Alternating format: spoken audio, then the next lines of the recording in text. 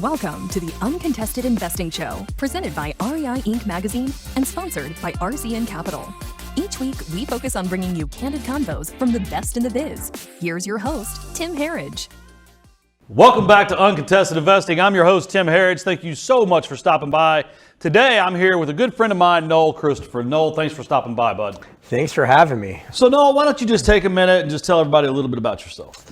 So currently, what I do for work is I'm the SVP of Portfolio Services for Renters Warehouse. We're a national property management company. Manage about 15,000 homes in 45 markets around the country. I run our Portfolio Services division, which focuses on institutional investors, everything from and family offices, private equity that want to invest into single-family rental at scale. Everything from sourcing homes, if you want to buy off the MLS, off market, sourcing, underwriting, acquiring, renovating, leasing, and property management. And a little bit of asset management light in there as well. And we're going to get into your background probably a lot more in depth here in a minute. But you're not just a guy at Renters Warehouse. How long have you been in the investing field, and how many houses you bought, that kind of thing? Yeah, so I started out in commercial real estate in Chicago back in the 90s. That's really where I cut my teeth. Old man. And yeah, old man. And it was a really dog-eat-dog world. It still is. After the Great Depression or Great Financial Crisis, I got into real estate investing personally in Chicago, buying two and three flat buildings, bought a few hundred of those, renovated them, and you couldn't get a purchase loan. So we worked with a lender and did refinances, and then did Fannie Mae, Freddie refinances, and did almost 1,000 of those overall, but I owned a couple hundred. And then in 2012, through a mutual friend that I went to college with in Arizona, the late Todd Farnsworth, who is a good friend of mine from college, introduced me to Dallas Tanner when it was still Treehouse Group, and they were about to go big with Blackstone. And we were, my real estate group was the main broker they used in Chicago.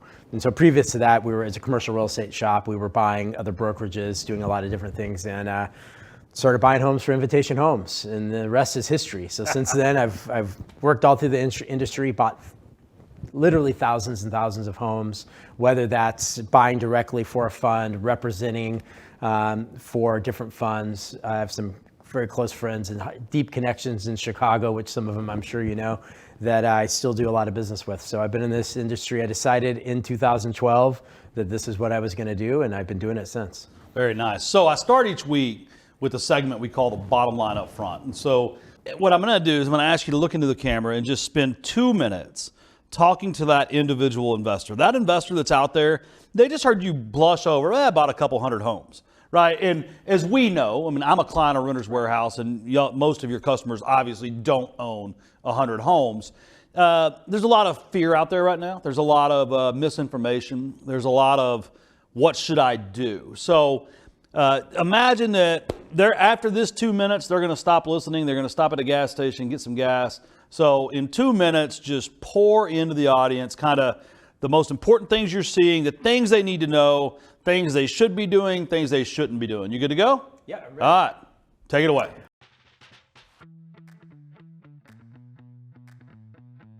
If you look at where the market is today, and I talk about this a lot, what's happened in the last 2 years? It's gone up about 40%, 42%, 45% in some areas. A lot of people talk to me about, is it the time to sell their house? What should they do? What's going on? The fact is that if you think that the market was going to continue to go, if you look back, for example, if we're back in 2019, and we fast forward today and we said, wow, the market went up 3.5%, 4% the last few years. Rents went up 3.5%, 4%. We'd all be clapping each other on the hand saying it was a good couple of years. Now it's gone up 40%, and people are having a little bit of a conniption with it going back down. Maybe, I've heard some projections, 15, 20% in certain markets across the country. That's a huge opportunity, because what probably will not go down and what will continue to go up incrementally is rent. So that's what's going to drive your investment. The cost of capital is going to adjust over time. So you buy today, you invest today. A couple of years, you'll probably be able to refinance into a lower term. So you're taking a higher equity risk today for the next year so that you can realize huge gains in 18, 24 months. And that's whether you are a large institutional investor, whether you're a small, medium cap investor, you have a 1031 exchange, you're investing a couple $1 million, or whether you're a small investor buying one home. Don't look at where the market is today and where it's going to be tomorrow. Look at where it's going to be in 5 years, in 10 years, because investing is long term. So those of you that want to buy and think, and sell the house in a year and you're trying to flip and work the market, that's not what this is. This is a long-term investing opportunity. A lot of money is on the sidelines. A lot of investors are out there investing. There's a lot, and what's happening now is a lot of homeowners are now turning into investors again, just like what happened in 2008. You see the numbers. It's upwards of 10 to 15% in some markets. Homeowners are holding onto their home and renting them out. So you do have to be careful with the rents, but now is a good time to invest, in my opinion. Ah, dude, that's just excellent, because the short view right now, the 1 month view, that's kind of bloody, right? I mean, you got the Bank of England's already having to prop up their financial system. There's people saying we could have a liquidity squeeze in October. So, I mean, it'd be really easy to read the headlines and the bylines and the first paragraph of stuff and say, now's not the time. But and I'm not a plandemic or scandemic kind of guy. But I was speaking at a conference a couple weeks ago, and I showed 4 slides. I showed the amount of money that's in circulation for the last 50 years, because ultimately it looks like that, right? And everybody talks about how much we did the last 2 years, but it's the same. And then I showed them the amount of people on this earth.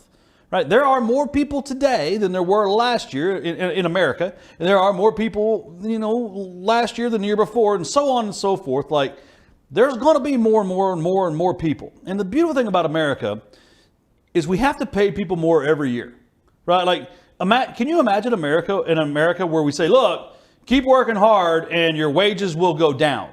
Which they were stagnant for a while, right? So it's like, there's more people than ever. They're living longer than ever. We have to pay them more than ever, and we have more money than ever. If you think inflation stopping means things get cheaper, you're just wrong. It means they stop going up as fast. Right. That's it. So, and I think the same goes for real estate. And I'm with you, Jennifer and I. We're buying right now. You have to buy smart, of course. You buy on today's values. Exactly. If you're selling, you sell on today's values. Too many investors. I was at the same conference. You'll love this because we've been doing this so long. He walks up and he says, I've had this house and I've already lowered the price twice. I said, oh, wow. How long has it been on the market? He goes, 5 days. And I'm like, 5 days? People quickly forget. Remember when you used to wait 21 days and then you looked at, because you needed 3 weekends worth of showings, and then you looked at the feedback and you adjusted one of the 3 Ps, pricing, product, or presentation. Then you waited another 21 days. I mean, it's just asinine. But, I don't mean to make fun of it, because there's a lot of people concerned. I want to go back and touch a little bit on, you said 10% or 15% of people are actually starting to rent out their houses. Can you expand on that? I haven't heard that before. Yeah, so there's some data coming out, and let me preface this with back in 2008, like, for example, how Renters Warehouse was really built, were people who couldn't sell their home, and they couldn't go get a new, they just could not sell their home, so they decided, and they had equity, and they were able to cover, which a lot more people wish they had done this, they were able to cover their debt with a renter. And what you have to realize is the demand for housing doesn't go away. Now, demand wanes, and so household formations have slowed a little bit with inflation, but that is just pent up. That is not stopped. So that household formation will then again pop, and we're going to see something again, what I predict, what happened with the millennials who, during the Great Recession, stopped. And then it was a tsunami of people needing homes. Well, all these people that stopped, they're going to need a place to live, because you don't decide to stay in an apartment and start a family. You don't live in an apartment, start a family, and then go move back into an apartment, typically. Taking away, going for the kind of the middle income, working class and up. So you need a house to live in. So it happened in 2008 and on, and it's happening now where you're seeing people are going, well, wait a second. I have this home, and I have this financial instrument attached to this home, and that financial instrument is at 3%, 4%. 90% of American mortgages are below 5 right now. Right. So what is it at 7? Yeah. For Christ's sake. So, right. So they're saying it could go to 8. Right. They're saying it could go to 8. So all those people, because of and there wasn't as much information around in 2008. Think about how easy it is to find a podcast, to research, not research and read the headlines and read the YouTube guys that are saying everything's crashing and the whole world is falling apart, but to look at it, and just common sense tells you you're going to sell this. Most people are going to have capital gains, and they're not going to be able to buy into something at today's prices with today's debt. Hold on to it and rent it out. Now that has caused in markets like Phoenix, Las Vegas, some competition on the rental market. So a lot of the institutional investors, a lot of investors we're working with, we're seeing a little bit of softening. So softening means, okay, it went up 15%, 30%. I'm talking rent last year. So let's just go back down to the trend line, which we're probably not even going to hit. So let's say it's going to go up 6, 7, 10% instead of that high number. And maybe if it goes down to rent being a tad bit flat, or but it's not. Typically, single-family rents don't go down like apartment rents. Apartment rents are very up and down. So hold your home, rent it out. There's professional management. The professional management landscape has exploded in the last few years. There's plenty of opportunities for I would never say an armchair investment, because owning a single-family home is not an armchair investment in any sense. No. Go invest into a REIT if you want that, and rent it out. And so we're seeing a lot of people do that, because we're also seeing an equal number of buyers, or actually more buyers, decide that they can't buy and they're going to rent. So it's a perfect match. Right. And that's it. I think, it's interesting. Number one, people do have to understand, owning single family homes will never be a passive investment. It's just not. I mean, I hate the word turnkey. Yeah. I mean, I've been doing this over 20 years, and literally when I got to the parking lot to record this episode, I had an email from Renters Warehouse needing to approve them to send a vendor out to, it was a cracking subfloor, is a faucet. I don't really read them that much because, well, number one, just so people know, if I don't reply within like an hour, they go ahead and send to people. But if I do reply, I can say, yeah, up to 400, or I can say I'll send my own guy. Right. And ultimately, Jennifer, my wife, and I do like to see those things because we like to know what's going on with our houses. Whereas my multifamily investments, if the monthly return is less than it was supposed to be, I read a report. At it and go, wait a second. But if the amount ACH'd into my bank accounts, it's around what it's supposed to be, I don't typically look at it. So I think it's important people understand that although rewarding, although a great wealth building tool, like you said, single family homes are just never passive. So we're going to take a quick break, and then I've got a lot of things I want to unpack. Sure. Stick around. We'll be right back. Are you looking for fast funding for your next fix and flip? What about leverage for your next long-term rental or vacation rental? Need capital for a new construction project? Look no further. RCN Capital has you covered. As the leading nationwide lender for real estate investors, RCN Capital offers short-term and long-term financing solutions for your next investment property. RCN Capital takes a common-sense approach to your loan request, offering high leverages and low rates backed by superior customer service. Whether you're investing in single-family properties or multifamily properties across the U.S., RCN Capital has funding options for you with no hoops to jump through, and quick closings in as little as 2 weeks. Ready to get a quote for your next investment property? Visit rcncapital.com/podcast to apply today. There is no fee to apply. Again, that's rcncapital.com/podcast to apply today. Welcome back to Uncontested Investing. I'm Tim Harridge. I'm still here with Noel Cristopher. Noel, I want to talk about institutions because over the last couple years, I know from talking to the folks at Renters Warehouse, you guys have done a lot of sourcing for institutions.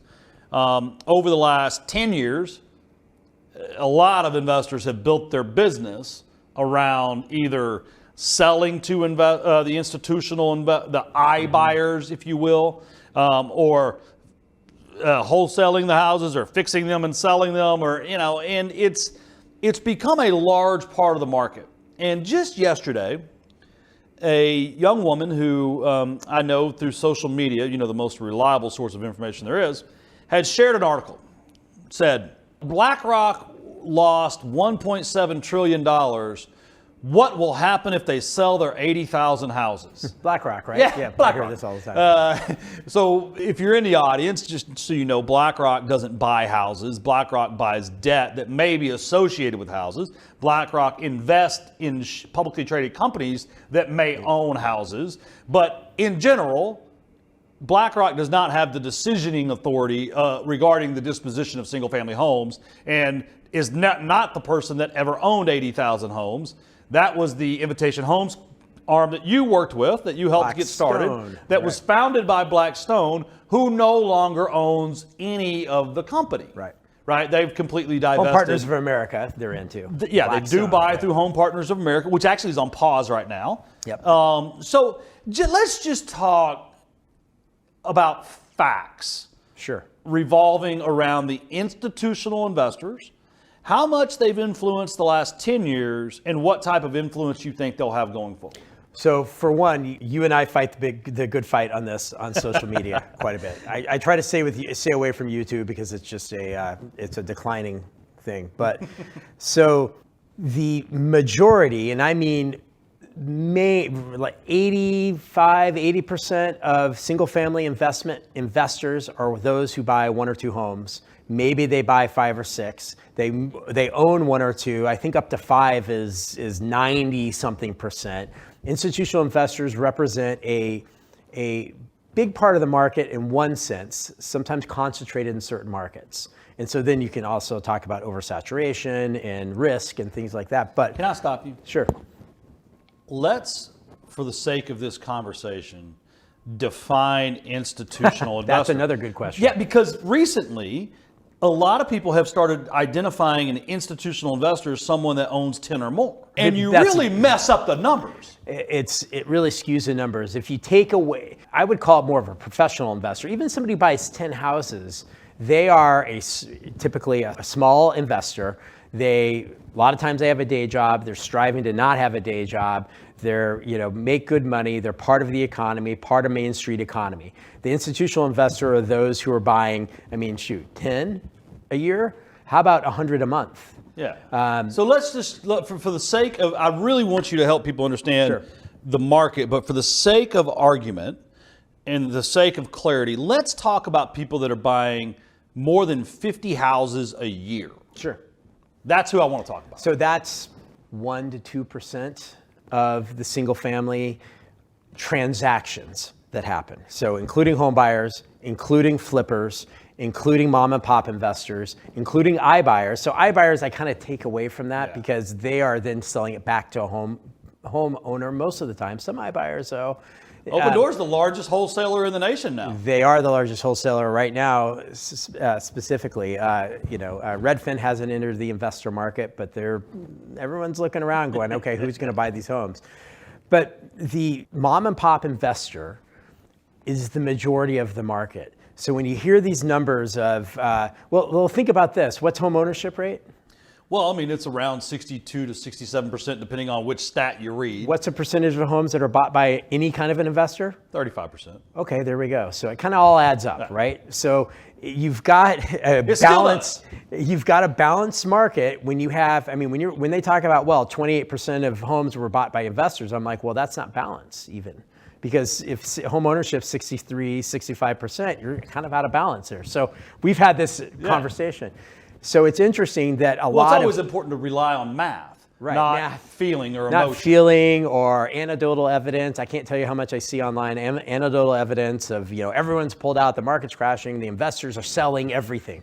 Well, why would they do that? It makes no financial sense for them to dump a bunch of homes on the market that they bought at a certain number, and that number worked when they bought it, and the market's gone like this, but it still works at the fundamentals that they bought the home. It's the same thing if you're saying, okay, would you buy today? Well, if it works, if the numbers fit your investment criteria and your investing philosophy, then if it's gonna work today, it'll work tomorrow, because that value is kind of inconsequential when in the short term and it's going up and down, and you just go, oh great, well I still get my income. So now, great, the home says it's worth $200,000, but I'm getting $3,000 a month in rent. Wonderful. What if they don't sell them? I think what maybe the average consumer or investor out there doesn't think about is, if you don't ever sell your house, how do you make money? Well, from the income of the house. It's very simple. That's why those. Is that why they bought the houses? Yeah, I would think so.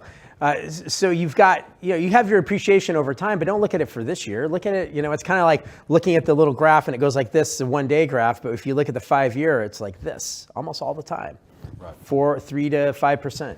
But the institutional investors actually provide a great service, in my opinion. They're not taking homes away from home buyers because there are a number of people who need a house to live in that rent. Not everybody. We learned this, that by pushing the home ownership rate to 68%, what happened? We had massive defaults. We had to give away loans. We had massive defaults. There's an equilibrium that happens. Now, frankly, that extra 3% was picked up by the institutions because they had to. Because we forced the system out of balance. Correct. There's all kinds of news. You're never going to hear any. I mean, look, I work for a large property management company. You're never going to hear the happy people. The happy people don't call you back. The happy customers don't call you back. The happy tenants don't post reviews. It's right. all, you hear only about the bad things, and it's come a long way when you have the average, in some of the higher price tiers, you've got average renters' income is $100,000 plus. There's people who are choosing to rent. My goal in life, if I could be, would be to help those renters become investors. So you rent in California, buy in Alabama. Maybe it's a huge thing happening in California, in San Francisco Bay Area right now. Right. I was reading, I can't remember the blog, but such a large percentage of those tech workers rent but own property throughout the United States. Right. It was actually a Bloomberg article. Yeah, so that's, that is, you're still following the American dream. You don't have to own the home you live in to create wealth. Now, it can long term, but in the society we're in today, and people are moving every 5 to 10 years, they're not going to create that wealth by owning their house. Micro times, like this time, a lot of people created some wealth. And I've had a lot of people call me and say, what do I do? And I go, well, you have $400,000 of equity in your house. Don't sell it. Right. Rent it. Buy another property. You can use your houses, up to 75% in some senses. You know better than me.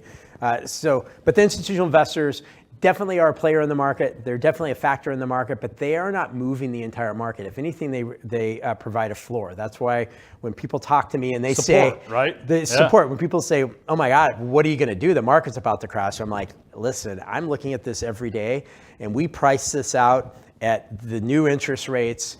At a 3% discount was gangbusters. Now we're looking at a 15% discount.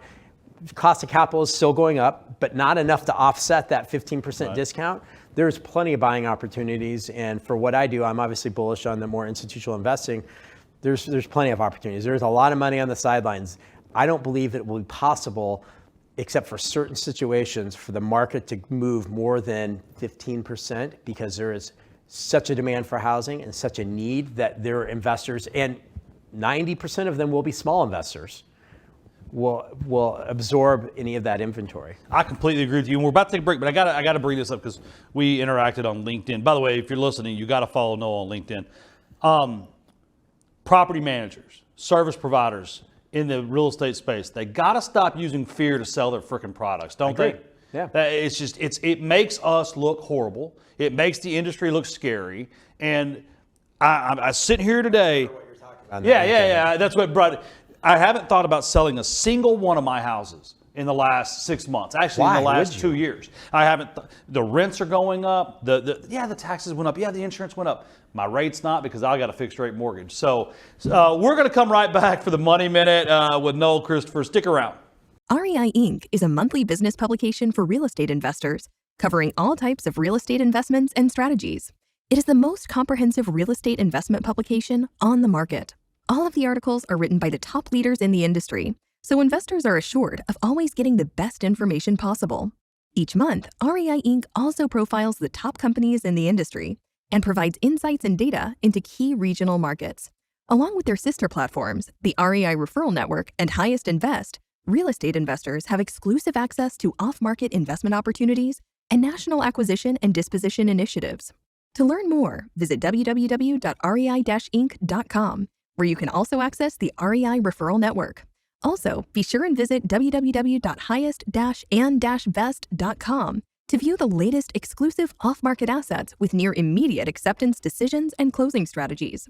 You can also email marketing@rei-referralnetwork.com to request more information.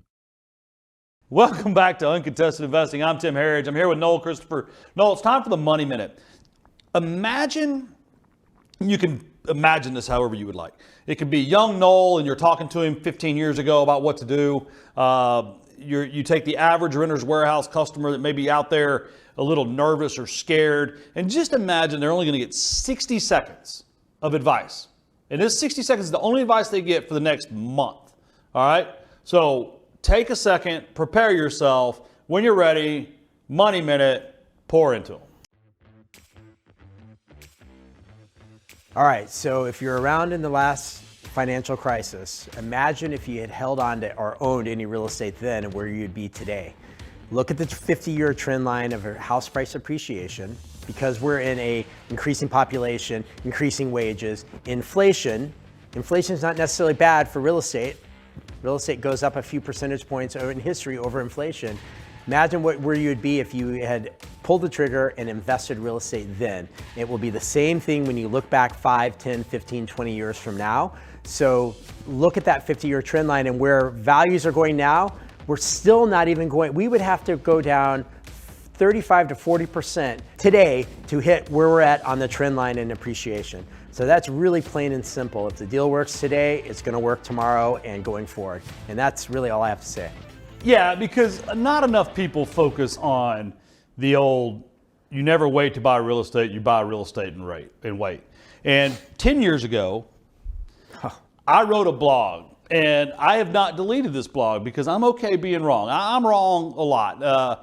Blackstone, they used to say to me, and I say this almost like every episode because it's important for people to hear, a guy named Jazz at Blackstone sat down and said, Tim, we know we can't be right all the time.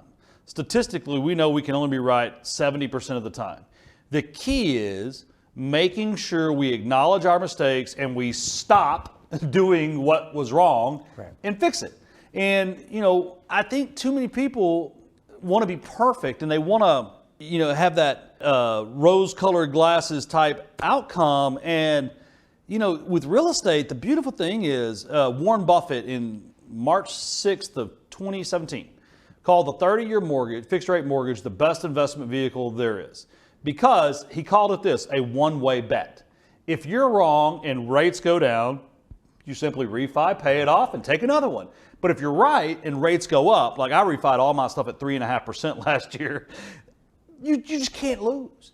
So I just love that advice. If you're out there listening, take it, buy. Because in 2012, I wrote that blog and I said Blackstone was idiots. They didn't know what they were doing. They didn't understand single family real estate. They were going to lose their backside. So here we are. Their houses are worth 3 times what they paid for it. Their rents are 3 times what they started renting it for. And they're absolute geniuses. And I was the idiot. Yeah. I mean, you're not an idiot, but I've been there. I've had a lot of predictions that were wrong. But that's okay. So we're going to get into a segment, Rapid Fire, where I just get to ask you questions and you answer quickly. Sure. All right. Has the bubble busted?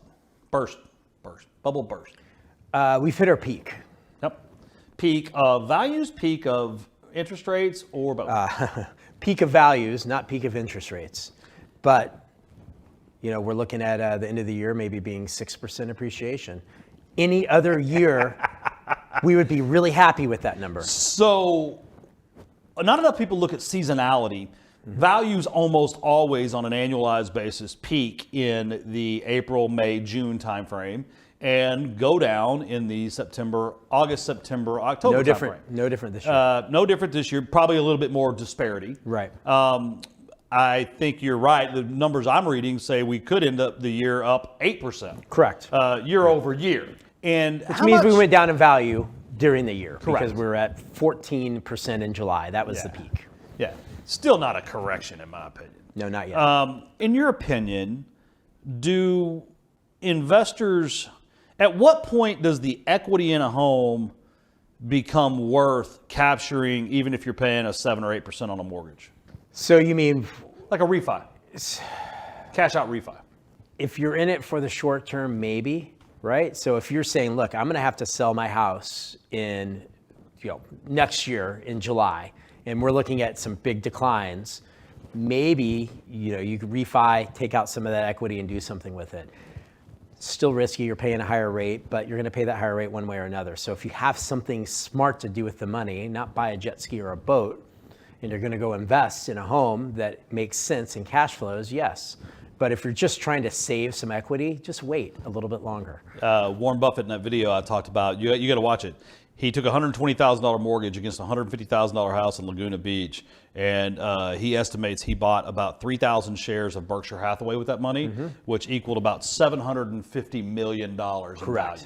So you talk about doing something smart with money. Right. If you can make, if you feel like you're going to make a lot more than the 7% you're paying, it's a good bet. If it's not, don't do it. If it's to survive or, maybe pay off credit card debt, I don't know, whatever it might be for. But there's some different ways to look at it.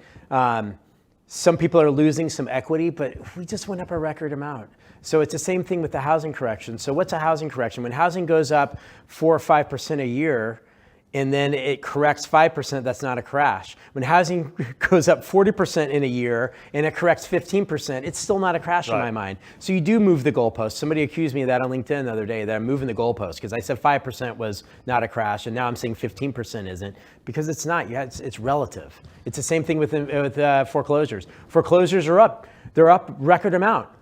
Month over month, but year over year or historically. Percentages are the most misleading thing there is in the market right now.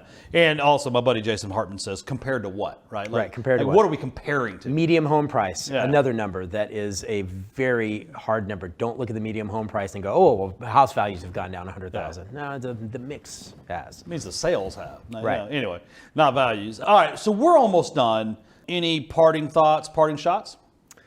Yeah, I think just, don't panic. Don't listen to again, I say the YouTube. I mean, YouTube's great, but don't listen to those that are peddling fear and panic, and that the man is after you, that the institutional investor is messing with you. Now, I do have to say, you can get a commercial loan for the same rate as a home loan right now. When's the last time that happened? Never. And that tells you what? It tells you that they're overreacting on the spreads for homeowners, honestly. Correct. Yeah. I mean, the 10-year Treasury is at 4. It kissed 4 today. And the 2-year is like 4.2-ish. So they're actually coming inside now. Yeah. They've been a lot farther inverted for the last 6 months. I'm not going to go geeky, don't worry. Right. But yeah, I mean, spreads have gapped out, and it's an expression of, I'd say, concern by the capital markets, which in times of uncertainty, most of the time, the best thing to do is just chill out and wait. Absolutely. And I think that the goal here is, Morgan from Housing Wire put out something interesting the other day where he broke down the Fed minutes and really talking about how they're trying to get the inventory levels, not values, but inventory levels back to pre-pandemic, back to 2019. So even get the inventory levels there, you balance the housing market, and then kind of adjust that mortgage rate to match that affordability. One word of advice for investors, we've talked about it, you've mentioned it several times, the word pause. Who's on pause? The institutional investors. What's that do? It opens up opportunities to buy homes that you're not having a lot of competition. The only difference is that because there's not more new listings, there's just less buyers, you have more scratch and dent and value add properties on the market, which is not as appealing to institutional investors, because they don't want to go in and do the $50,000, $60,000 rehabs, because that requires more boots on the ground, project management base. Therefore, there's a ton of opportunities. A home buyer's not going to buy that home. Flippers, the cost of capital is getting too high for them right now. There's not a home buyer market for them to sell to. So that small investor, there's opportunity to go out there and find you good partners to help you rehabilitate a home, get a ton of value add. There's a couple of funds that do this that are doing really well right now, but a lot of the institutional investors don't like that. They don't want the scratch and dent homes. They want the homes that are, that 20, 30, 40,000 max they can rehab. When you get above that number, it's very difficult. All right, so we are out of time. There's a massive tug of war right now between supply and demand. New listings are down, building is down, deliveries are down, buyers are down. There's just not a lot going on, which creates opportunity, like you said. Absolutely. So if somebody wants to get a hold of you, they connect with you on LinkedIn. LinkedIn's probably the best. Yep. LinkedIn. And if you need information about Renter's Warehouse, you can go to the renterswarehouse.com or just hop on over, connect with Noel on LinkedIn. He'll take care of you like he takes care of all my friends and customers. So we are out of time. Thank you so much for stopping back by. Remember, your network is your net worth, and today you've been growing both. We'll see you soon.